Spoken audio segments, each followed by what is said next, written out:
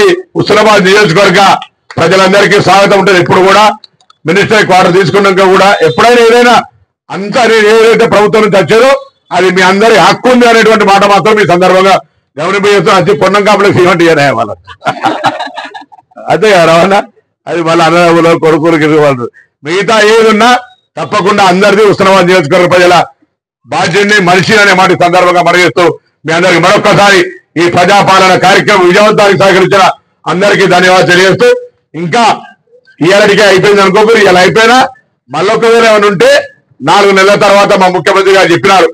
గౌరవ ముఖ్యమంత్రి గారు కేబినెట్ ఉప ముఖ్యమంత్రి బట్టి విక్రమార్క గారు మిగతా వాళ్ళందరూ కూడా చెప్పినారు 4 నెలల తర్వాత కార్యక్రమం ఉంటుంది.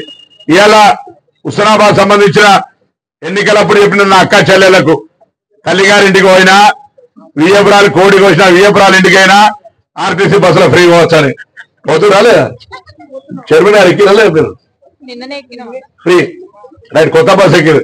అచ్చా కొత్త బస్సు కూడా ఎక్కువ షురువు అయిపోయింది. కొత్త బస్సు నిన్నోటి వచ్చింది, మళ్ళా 2 వచ్చినాయి.